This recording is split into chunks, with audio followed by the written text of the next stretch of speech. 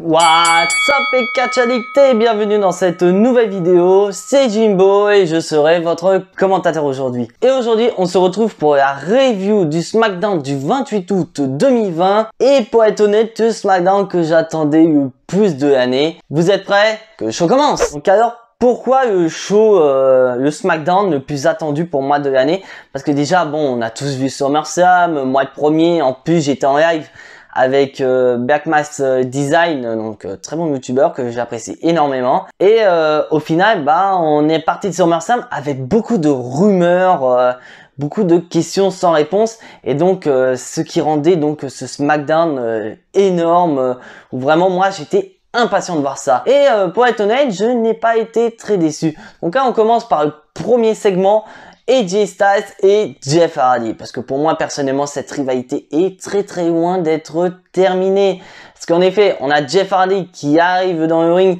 qui nous rappelle les mésaventures de la semaine dernière, donc c'est-à-dire que l'attaque d'AJ Styles sur Jeff Hardy pendant que le roster s'occupait de Rétribution, et le fait qu'il affrontait AJ Styles pour le titre de Intercontinental avec une jambe en moins. Mais personnellement ça m'a fait énormément bien au cœur de voir Jeff Hardy champion Intercontinental. Parce que moi je suis de la génération Kachata, je regardais ça sur NT1 et donc on avait Jeff Hardy champion intercontinental, c'est d'ailleurs son premier titre en solo à la WWE, et le voir champion intercontinental, j'ai surkiffé. Et donc bien sûr AJ Styles ne pouvait pas faire autre chose que de pointer au bout de son nez en disant que lui il est meilleur que Jeff Hardy, que lui voilà il y a eu des blessures au genou, mais lui il aurait pas fait comme Jeff Hardy, il se serait pas allé se plaindre au médecin pour avoir une attelle et pour gagner de manière illégale, il aurait tout simplement rien dit. Et donc AJ Styles nous rappelle que si Jeff Hardy n'aurait pas eu cette attelle, il aurait pu passer son sac cash et repartir avec le titre intercontinental. Et en plus, AJ Styles nous informe que médicalement, il n'est pas apte à combattre et que comme par hasard, le médecin qui a ausculté, c'est le médecin que Jeff Hardy a eu la semaine dernière. Donc il trouve ça inadmissible. Donc là, au final, bah, on a Jeff Hardy qui nous annonce qu'il va faire un Open Challenge ce soir. Il va affronter n'importe quelle personne du roster de SmackDown, à l'exception d'une personne. C'est AJ Styles. Et là, AJ Styles qui nous pète un câble, qui veut s'attaquer à Jeff Hardy, mais il n'y arrive pas. Donc au final, on passe donc au premier match de la soirée, et c'est Shinsuke Nakamura, un ancien champion intercontinental, qui répond à l'Open Challenge de Jeff Hardy. Bien sûr, on a AJ Styles qui traîne pas très loin au niveau des commentateurs. Et franchement, le match, j'ai bien aimé. J'ai bon match intercontinental, je mettrai un 7 sur 10. Franchement, c'est assez correct. En plus, on n'a pas eu d'intervention, que ce soit du côté d'AJ Styles ou encore par exemple Cesaro, car c'est la moitié des champions par équipe avec Nakamura. Mais un spot où j'ai bien aimé, où vraiment Jeff Hardy en a marre d'AJ Styles, il a balancé Nakamura sur AJ Styles qui était en train de commenter. Et donc bien sûr, bah, on a AJ Styles que durant tout le match, il critique Jeff Hardy, et à un moment donné, Jeff Hardy porte des coups de genoux avec sa jambe droite, donc sa jambe blessée. Et donc au final, AJ Styles qui nous dit hey, c'est sa jambe droite, il n'y a pas le droit, il y a son attelle. Mais au final, Jeff Hardy n'avait pas d'attelle, donc sa victoire est tout à fait légale. Et donc là, qu'est-ce qu'on a au moment où Jeff Hardy remonte la rampe d'entrée? On a le retour de Sami Zayn. Sami Zayn qui fait son retour à la WWE. Et comme par hasard, bah, il brandit le titre intercontinental. Donc là, ça entraîne une confusion. Est-ce que on n'a pas la même chose qu'à NXT en fait? En gros, Jeff Hardy est champion intercontinental par intérim et que Sami Zayn soit vraiment champion? Je ne suis pas sûr à 100%. Je suis pas sûr. Franchement, ce serait une idée débile parce que on nous a affirmé il y a quelques mois que voilà, Sami Zayn avait perdu son titre, on lui a retiré son titre, d'ailleurs c'est pour ça qu'on a eu ce fameux tournoi pour le titre intercontinental de vacant. Donc je ne vois pas l'intérêt de la WWE de faire revenir Sami Zayn, de dire oui je suis champion intercontinental alors qu'en fait tu ne l'es pas. Donc je pense qu'ils ont fait un petit clin d'œil en 2011 où on a eu deux champions de la WWE en les personnes de John Cena et CM Punk. Mais là, ça ne marche pas du tout. Et donc, juste après, bah, on a Sami Zayn qui se fait interviewer par Kaya Braxton qui dit voilà, j'ai gagné le titre intercontinental mais j'ai jamais perdu. Et Kaya Braxton lui met un pic dans la gueule en lui disant oui, mais vous n'avez pas combattu pendant, vous n'avez pas pu défendre votre titre intercontinental pendant 5 mois.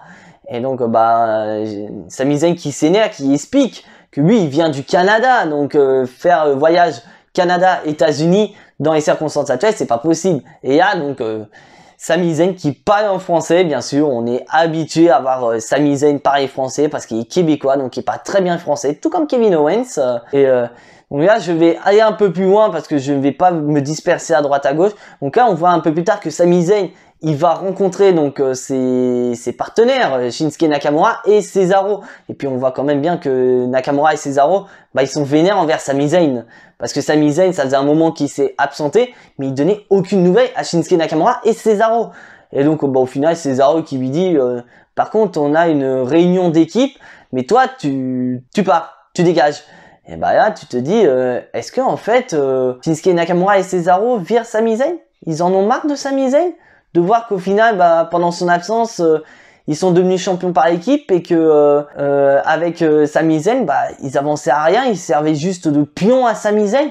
Hein? Putain, et Coco, il était temps que vous vous réveilliez. Donc là, on passe au segment qui ne me plaît absolument pas. Et malheureusement, ça concerne un catcheur que je kiffe beaucoup. C'est la rivalité entre Matt Riddle et Roi Corbin. Pour moi, pourquoi ça me fait mal au cœur? Parce que de voir que Matt Riddle a eu quand même un début flamboyant du côté de SmackDown. Il affronte quand même AJ Styles qui était champion intercontinental. Il le bat dans son premier match. Il y a un match de championnat face à AJ Styles. Bon, malheureusement qu'il perd, mais on voit que petit à petit, Matt Riddle, il dégringole. Certes, j'ai rien contre Corbin. Mais là, WWE nous on passait tellement pour un con, qu'au final, dès qu'un catcheur est en rivalité avec lui, ça limite à se demander qu'est-ce que le catcheur a fait pour mériter une rivalité face à Corbin. Et puis Matt Riddle qui veut affronter Corbin, et Corbin, fourbois, machiavélique comme il est, il dit qu'il accepte le match, mais qu'au final c'est Shorty G qui attaque Matt Riddle par derrière, et qu'au final c'est Shorty G qui affronte Matt Riddle. J'ai pas aimé, sachant que le match emballé c'est pesé, un Broderek de Matt Riddle, 1, 2, 3, victoire de Matt Riddle. King Corbin qui veut intervenir après, Matt Riddle qui parvient à gérer King Corbin, et qu'on voit qu'un peu plus tard, King Corbin accepte le défi de Matt Riddle, donc on aura Matt Riddle face à King Corbin lors de Payback. Et franchement, c'est le match que j'attends le moins du côté de Payback. Et donc là, on passe au segment des championnes par équipe féminin de la WWE.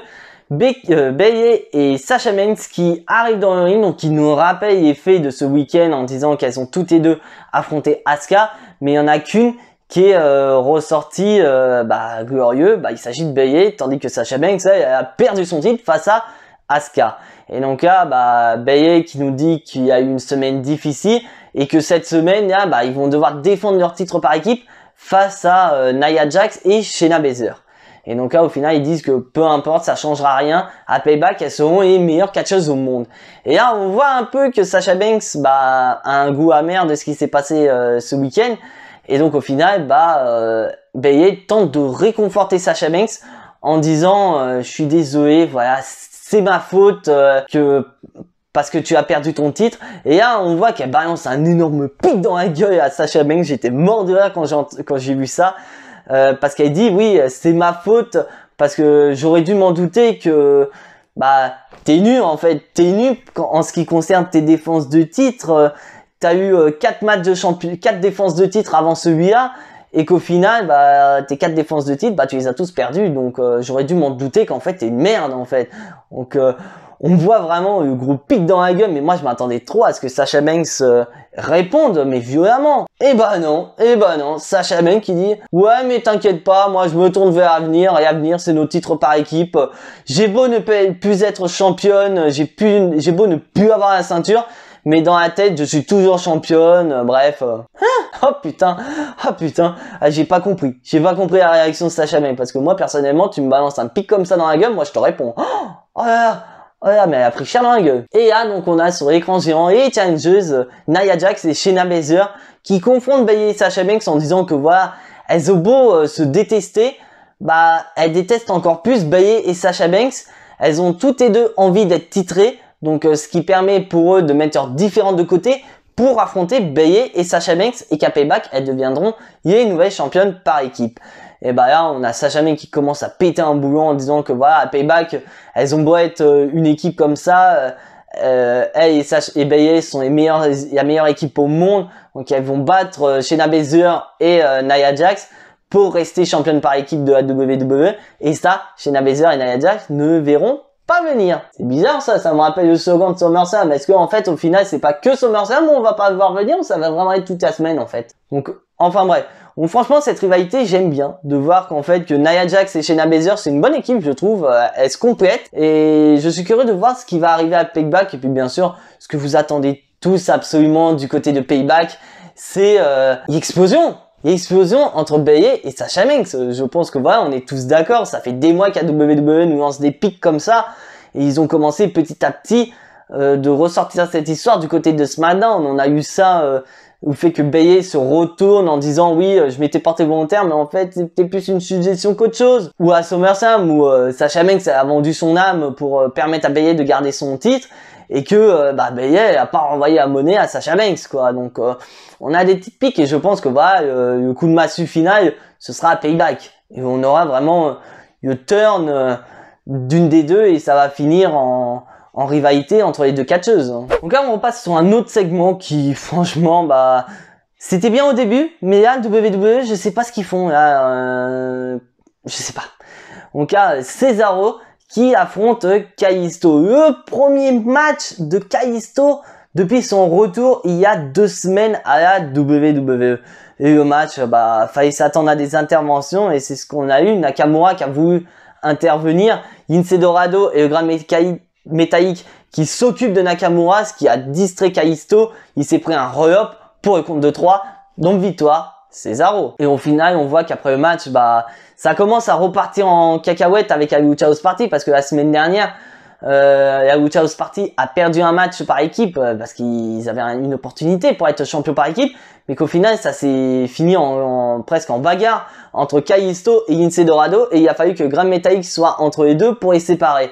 Là, on a failli avoir la même chose, mais ça s'est terminé par un câlin. Oh putain! Un câlin quoi, les mecs ils sont en train de se taper dans la gueule et après ils finissent avec un câlin comme si de rien n'était. Franchement, je suis curieux de savoir ce que la WWE va nous faire de la Lucha House Party parce que moi franchement, vu comment c'est lancé, il faut que Kalisto se démarque de Lince Dorado et d'une grande métallique pour partir en solo.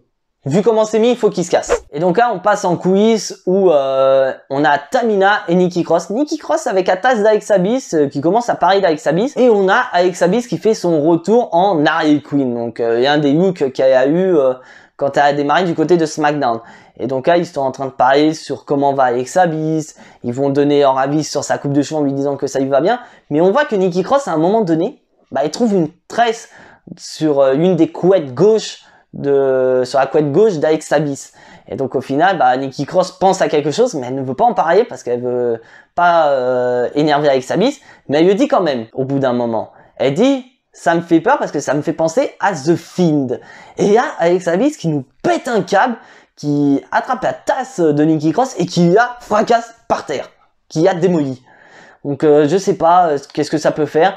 Est-ce qu'au final, le mot The Fiend devient tabou pour Alexa Bliss, ça l'énerve, qu'elle a changé par rapport au fait qu'elle a croisé le regard de The Fiend, je sais pas. Franchement, je l'ignore parce que là, point noir que j'ai eu de SummerSlam, c'est qu'Alexa Bliss n'était pas mêlée dans l'affaire entre Braun Strowman et The Fiend. Donc au final, là, c'est à peu près pareil. Au final, ils ont foutu Alexa Bliss dans la rivalité The Fiend contre Braun Strowman et que maintenant, hop, c'est fini, on passe à autre chose. Je suis curieux de voir ça, mais franchement, je suis curieux de voir qu'est-ce que ça va mener entre Alexa Bliss et Nikki Cross. Franchement. Et là, on passe au main event de la soirée. Un match à 6 entre Biggie, Heavy Machinery, donc Otis et Tucker, contre Sheamus, Miz et John Morrison. En fait, la rivalité entre Miz et Biggie a commencé la semaine dernière lors d'un talk WWE Talk, donc show après SmackDown, où Biggie était en train de parler de ses partenaires Kofi Kingston et Xavier Woods, et qu'au final, Miz a critiqué et c'est parti en rivalité entre Biggie et Miz. Au final, juste avant le match, on a Sheamus qui vient checker Miz et Morrison en disant quelle stratégie vous allez faire ce soir. Mais la stratégie, ils ont dit une stratégie complètement débile, c'est-à-dire isoler les 3 à l'extérieur. Un peu débile là ton truc. Donc au final, le match, c'est plus un match pour mettre Biggie en avant parce que On voit que durant le match, bah, on n'a pas compris. Sheamus qui fait sonner la cloche sur un tombé de Tucker. On comprend pas. Et puis Sheamus, bah, inexistant quoi. Il fait un tag avec soit Umiz ou Morrison, enfin bref. Mais comme Herbin ne l'a pas vu, bah, il est pas l'homme méga du match. Donc au final, bah, Sheamus il pète un câble, il se casse. Il laisse Umiz et Morrison en plan comme ça.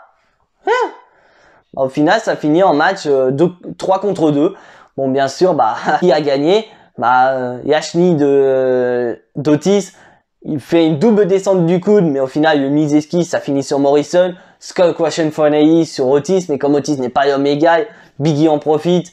Big ending, 1-2-3, Biggie qui remporte le match pour son équipe. Donc c'est clair et net, ça se voit comme un nez au milieu de la figure. Il y a WWE, mais Biggie en avant quoi, parce que Biggie, bah, il remportait que des matchs là, en solo, en équipe, c'est lui qui fait tous les tombés finaux. Donc bah au final, je pense que la WWE nous construit Biggie pour un potentiel match de championnat, et pour moi personnellement, ce sera un match pour le titre intercontinental détenu par Jeff Hardy, parce que moi personnellement, je ne vois pas dans les circonstances actuelles Biggie aille toquer à la porte du championnat universel. Et donc en parlant du championnat universel, bah on y va. J'ai gardé le meilleur pour la fin parce que oui, comme je vous ai dit, j'ai tout réuni en même temps parce que sinon j'avais pas me disperser aux 4 coins du show. Enfin bref, donc là on part dès le début du show où bah, Adam Pearce qui donne ses consignes pour contrer Rétribution.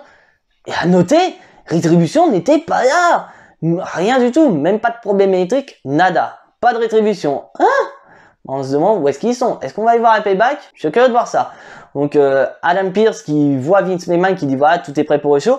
Et que Vince McMahon lui donne une mission. Il lui donne une mission, c'est qu'il doit faire signer un contrat à tous les catcheurs qui sont concernés par le match universel. Donc ça avait été annoncé, voilà. Donc au final, Adam Pearce doit faire signer The Fiend, il doit faire signer Braun Strowman et Roman Reigns. Donc on voit vraiment qu'Adam Pearce, bah il est pas bien, il est pas bien du tout, parce qu'il se dit, attends, tu m'envoies faire signer The Fiend, le mec c'est un monstre, Braun Strowman, c'est un colosse, et Roman Reigns, par rapport à ce qu'il a fait à SummerSlam, je suis pas très serein. Et donc il lui dit que il va commencer par The Fiend parce qu'il va y avoir un épisode de la Firefly Funhouse ce soir. Et en plus, bah, il lui donne une tenue. Donc, on sait pas c'est quoi comme tenue parce que bah, c'est dans une housse exprès pour les costards. Et donc, au final, bah, Adam Pearce commence par le Firefly Funhouse. On voit Bray Wyatt qui nous dit voilà, qu'il est heureux d'avoir récupéré le titre intercontinental. Il est heureux d'avoir récupéré le titre universel. Il est heureux de revoir Roman Reigns. Et on a Adam Pearce qui arrive donc en coursier, en quelque sorte, qui vient pour faire signer le contrat à Bray Wyatt parce qu'il ne trouve pas The Fiend. Donc au final, bah, Adam Pearce dit oui, bah je pense que tu peux signer contrat parce que tu as un lien avec Bray Wyatt, donc il sous-entend qu'en fait The Fiend et Bray Wyatt sont la même personne. Donc au final, bah Bray Wyatt ici, mais par contre il envoie un avertissement à Braun Strowman et à Roman Reigns en disant voilà, par contre si vous signez contrat, vous savez où est-ce que vous vous engagez les gars, parce que quand The Fiend il signe des contrats, c'est des arrêts de mort. Donc Bray Wyatt place quand même la barre assez haute. Et donc Adam Pearce, donc tout le long du show, il continue. Il commence une première fois par Roman Reigns, mais il n'y arrive pas. Il tape dans sa loge, Roman Reigns qui répond pas. Il trouve Drew Gulak, il demande à Drew Gulak où est Braun Strowman. Et Braun Strowman, bah, il lui dit yeah. Et donc là, au final, bah, Drew Gulak prend une chaise, donc il vient démolir, parce que Strowman, il a même pas réagi. Ça lui a fait une piqûre de moustique. Et donc Drew Gulak a tellement peur, bah, il balance sa chaise à Adam Pearce. Donc au final, bah, Strowman pense que c'est Adam Pearce qui a frappé. Et Adam Pearce il se défend, il dit non, c'est pas moi, c'est Drew Gulak.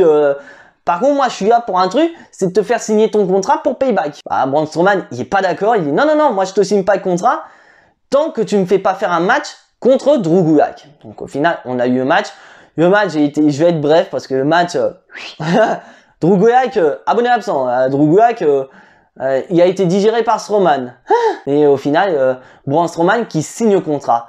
Et donc au final, bah, du fait qu'il en reste plus qu'un, mais que Adam Pearce n'arrive pas à avoir Roman Reigns, bah, il va voir Vince McMahon, mais Vince McMahon, il est pas content. Il dit non, c'est soit tu m'as apporté 3 signatures ou rien du tout. Donc il repart à la charge, donc il va voir Roman Reigns. Roman Reigns qui regarde le contrat et lui dit par contre je vais relire le contrat. Donc on laisse passer le main event et là donc là on est avec Adam Pearce et Roman Reigns. Roman Reigns dit je te signe pas ton contrat. What? Pourquoi tu signes pas le contrat? C'est un match pour le titre universel. Signe-le. Et donc au final Roman Reigns qui dit je veux rajouter quelque chose dans le contrat. Putain mec, qu'est-ce que tu peux rajouter? C'est un triple menace, y a pas de règle. Qu'est-ce que tu vas rajouter comme chose dans ton contrat? Et donc au final, Roman Reigns promet une chose, c'est qu'il sera là à Payback. Donc au final, et il promet une chose, c'est qu'il va récupérer le titre universel qu'il n'a jamais perdu. Et on voit Roman Reigns qui est comme ça, qui regarde quelqu'un, et il dit, ce n'est pas une prédiction, mais un spoiler. What? Attends, j'ai déjà entendu cette phrase quelque part. Bah oui, c'est la phrase de Paul Heyman. Tu fais attends, remets les idées au clair. T'es pas un Paul Heyman guy, Roman Reigns. Et bah au final, le caméraman se décale, on se tourne et on voit Paul Heyman, putain, Paul Heyman qui est là et qui dit believe that. Donc en gros, la catchphrase de Roman Reigns. Donc on a Roman Reigns qui est potentiellement un Paul Heyman guy, un nouveau client de Paul Heyman. Donc je pense que personnellement la stipulation ce sera peut-être d'autoriser Paul Heyman à être aux abords du ring en tant que manager comme il fait avec Brock Lesnar, je sais pas. Mais franchement, je n'y ai pas vu venir. Je sais pas pour vous, mais moi j'ai pas vu venir. Parce que quand on a vu SummerSlam, on avait vraiment des questions sans réponse. Et qu'au final, on se dit putain, est-ce que t'as fait un e-turn? Est-ce que t'es le chef de rétribution? Parce qu'en voyant le t-shirt, c'est comme il le dit, il dit il va fracasser tout le monde et partir. Ça entraîne vraiment des interrogations. Donc on attendait vraiment ce SmackDown, moi le premier, j'attendais vraiment au SmackDown pour avoir les réponses à mes questions. Et au final, je pense qu'on en a eu une réponse. C'est-à-dire que je pense que Roman Reigns a fait un e-turn. Ça c'est clair, on a eu le e-turn qu'on attend depuis des années. Pourquoi je dis ça? Parce que Paul Heyman, j'ai jamais vu Paul Heyman depuis plusieurs années être manager de personnes face. À chaque fois qu'il y a des face, ils tournent tous à la vue de Paul Heyman. C'est dès qu'il quitte Paul Heyman qu'ils commencent à devenir des babyface. Donc on l'a vu par exemple avec CM Punk. CM Punk qui commençait à être un petit babyface, bam, il se fait trahir par Paul Heyman. Là, je pense que Roman Reigns a fait un e-turn. Et puis, comme autre chose, je pense pas que c'est lui le chef de rétribution. Parce que, là, ça se confirme.